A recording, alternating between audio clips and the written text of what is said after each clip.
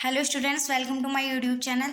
आज हम आपके लिए लेकर आए हैं क्लास 12th बायोलॉजी के मोस्ट इम्पोर्टेंट 50 अति लघु उत्तरीय प्रश्न जो आपके बोर्ड एग्जाम में बार बार पूछे जाते हैं और जो आपके बोर्ड एग्जाम के लिए बहुत ही इम्पोर्टेंट हैं। तो अगर आप भी बायो क्लासेज के साथ स्टडी करना चाहते हैं तो चैनल को सब्सक्राइब कर ले और बिना स्किप किए वीडियो को लास्ट तक देखें, क्योंकि आज की क्लास आपके लिए बहुत ही यूजफुल रहने वाली है। तो फ्रेंड्स, क्लास को स्टार्ट करते हैं। प्रश्न संख्या 1 क्या है हमारा? डीएनए का पूरा नाम क्या है? तो इसका उत्तर होगा डीएनए का पूरा नाम होता है डीऑक्सीराइबोन्यूक्लिक एसिड। ठीक है, डीऑक्सीराइबोन्यूक्लिक एसिड डीएनए का पूरा नाम होता है। अगला प्रश्न है प्रश्न संख्या 2, आरएनए का पूरा नाम क्या है? इसका उत्तर होगा राइबोन्यूक्लिक अम्ल। ठीक है, आरएनए का पूरा नाम होता है राइबोन्यूक्लिक अम्ल, राइबोन्यूक्लिक एसिड।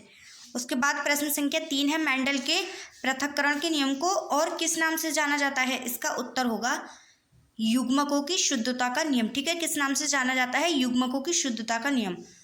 अगला प्रश्न है प्रश्न संख्या 4, मनुष्य की प्रत्येक कोशिका में कितने गुणसूत्र होते हैं? इसका उत्तर होगा कितने गुणसूत्र होते हैं? 46 गुणसूत्र। और जोड़े कितने होते हैं 23 जोड़े। ठीक है, 23 जोड़े होते हैं या फिर 46 गुणसूत्र। ठीक है, 46 गुणसूत्र होते हैं मनुष्य की प्रत्येक कोशिका में। अगला प्रश्न है प्रश्न संख्या 5, किन्हीं तो जैव उर्वरकों के नाम लिखिए। तो कौन कौन से हैं? इसका उत्तर होगा राइजोबियम और एजोटोबैक्टर। ठीक है, क्या होगा? राइजोबियम और एजोटोबैक्टर। अगला प्रश्न क्या है हमारा? अगला प्रश्न क्या है? प्रश्न संख्या 6, परागण किसे कहते हैं? इसका उत्तर होगा परागकणों का परागकोश से वर्तिकाग्र तक पहुंचने की क्रिया को क्या कहते हैं? परागण कहते हैं। ठीक है, परागकणों का परागकोश से वर्तिकाग्र तक पहुंचने की क्रिया परागण कहलाती है। अगला प्रश्न है प्रश्न संख्या 7, मानव में निषेचन की क्रिया कहाँ होती है? कहाँ पर होती है? इसका उत्तर होगा फैलोपियन नलिका। किसमें? फैलोपियन ट्यूब में। ठीक है, अगला प्रश्न है प्रश्न संख्या 8, आनुवंशिकी का जनक किसे माना जाता है? इसका उत्तर होगा ग्रेगर जॉन मेंडल को। किसको? ग्रेगर जॉन मेंडल को, जिन्होंने मटर पर प्रयोग किया था। ठीक है, अगला प्रश्न है प्रश्न संख्या 9, पारिस्थितिक तंत्र शब्द का सर्वप्रथम प्रयोग किसने किया? इसका उत्तर होगा एजी टांसले। किसने किया था? पारिस्थितिक तंत्र का शब्द का सर्वप्रथम प्रयोग एजी टांसले ने किया था। अगला प्रश्न है प्रश्न संख्या 10, एकलिंगिक पुष्प का उदाहरण दीजिए। तो इसका उदाहरण होगा पपीता या फिर मक्का। ये क्या है? ये एकलिंगी पुष्प है। ठीक है, अब देखो अगला प्रश्न, प्रश्न संख्या 11 क्या है? द्विलिंगी पुष्प का उदाहरण दीजिए।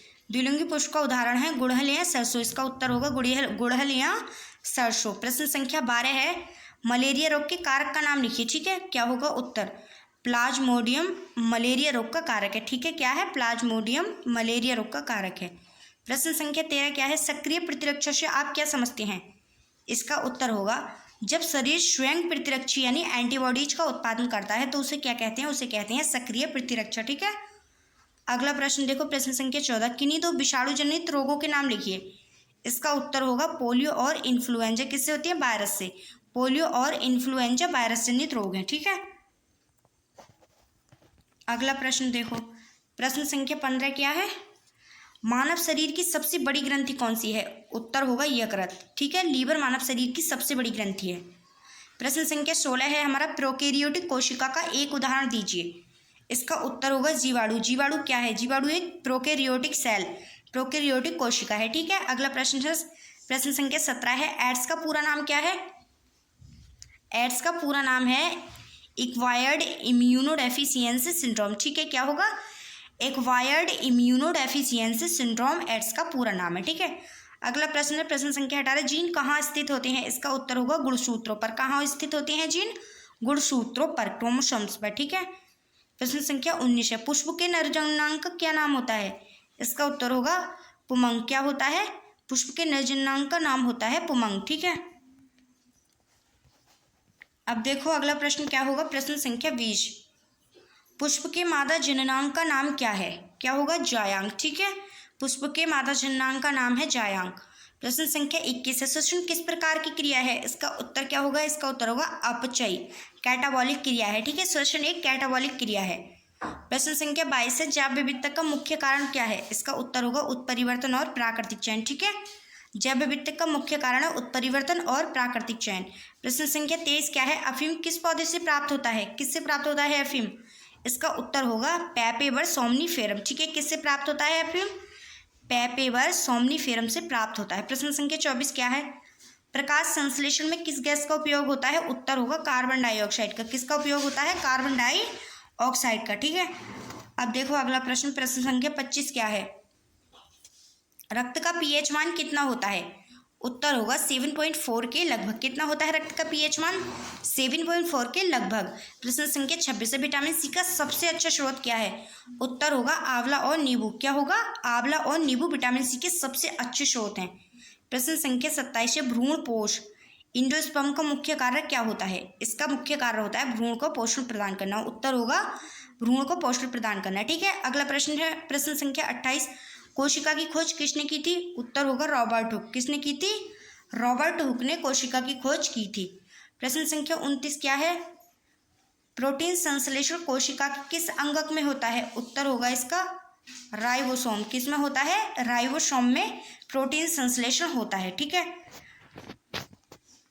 अगला प्रश्न देखो, प्रश्न संख्या 30 क्या है? माइटोकॉन्ड्रिया को क्या कहा जाता है? इसका उत्तर होगा कोशिका का ऊर्जा गृह, power house of the cell. क्या कहा जाता है? माइटोकॉन्ड्रिया को कोशिका का ऊर्जा गृह यानी power house of the cell कहा जाता है। प्रश्न संख्या 31 है, न्यूक्लिक अम्ल की खोज किसने की थी? उत्तर होगा फ्रेडरिक मिशर। किसने की थी न्यूक्लिक अम्ल की खोज? फ्रेडरिक मिशर ने की थी। प्रश्न संख्या 32 है, मनुष्य में लिंग निर्धारण किसके द्वारा होता है? उत्तर होगा पुरुष के गुणसूत्र XY द्वारा। किसके द्वारा? पुरुष के गुणसूत्र XY द्वारा। ठीक है, अब देखो अगला प्रश्न क्या है? प्रश्न संख्या 33, 2 जीवाणुनाशक एंटीबायोटिक के नाम लिखिए। उत्तर होगा पेनिसिलिन और टेट्रासाइक्लिन। क्या होगा उत्तर? पेनिसिलिन और टेट्रासाइक्लिन 2 जीवाणुनाशक एंटीबायोटिक है। ठीक है, प्रश्न संख्या 34 क्या है? पारिस्थितिकी की जनक कौन है? कौन है? उत्तर होगा अर्नेस्ट हैकेल। ठीक है, पारिस्थितिकी इकोलॉजी के जनक है अर्नेस्ट हैकेल। प्रश्न संख्या 35 क्या है? ओजोन परत का ह्रास करने वाले मुख्य कारक का नाम लिखिए। मतलब ओजोन परत को जो नष्ट करते हैं वो कौन से हैं? वो है, उत्तर होगा इसका क्लोरोफ्लोरोकार्बन्स। ठीक है, CFCs क्लोरोफ्लोरोकार्बन्स ओजोन परत को नष्ट करने वाले मुख्य कारक हैं। अगला प्रश्न क्या है? प्रश्न संख्या 36, बायोगैस का मुख्य घटक क्या है? उत्तर होगा मीथेन। ठीक है, CH4 बायोगैस का मुख्य घटक है। प्रश्न संख्या 37 क्या है? हृदय के अध्ययन को क्या कहते हैं? उत्तर होगा कार्डियोलॉजी। क्या कहते हैं हृदय के अध्ययन को? कार्डियोलॉजी कहते हैं। ठीक है, अगला प्रश्न देखो, प्रश्न संख्या 38। प्रश्न संख्या 38 क्या होगा? रुधिर वर्ग की खोज किसने की थी? किसने की थी रुधिर वर्ग की खोज? उत्तर होगा कार्ल लैंडस्टीनर ने रुधिर वर्ग की खोज की थी। किसने? Karl Landsteiner. प्रश्न संख्या 39 है, मानव मस्तिष्क का कौन सा भाग बुद्धि का केंद्र है? उत्तर होगा प्रमस्तिष्क, सेरिब्रम बुद्धि का केंद्र। ठीक है, प्रमस्तिष्क। प्रश्न संख्या 40 क्या है? एकल कोशिका प्रोटीन यानी SCP का उदाहरण दीजिए। उत्तर होगा स्पाइरुलिना। ठीक है, एकल कोशिका प्रोटीन SCP का उदाहरण है स्पाइरुलिना। अगला प्रश्न है प्रश्न संख्या 41, किस पादप हार्मोन को वृद्धि अवरोधक कहते हैं? उत्तर होगा एब्सिसिक अम्ल। क्या उत्तर होगा? पादप हार्मोन जिसको वृद्धि अवरोधक कहते हैं वो है एब्सिसिक अम्ल। ठीक है, अगला प्रश्न क्या है? प्रश्न संख्या 42, स्पर्म का निर्माण कहाँ होता है? उत्तर होगा इसका टेस्टिस में। किसमें? टेस्टिस में। ठीक है, अब देखो अगला प्रश्न,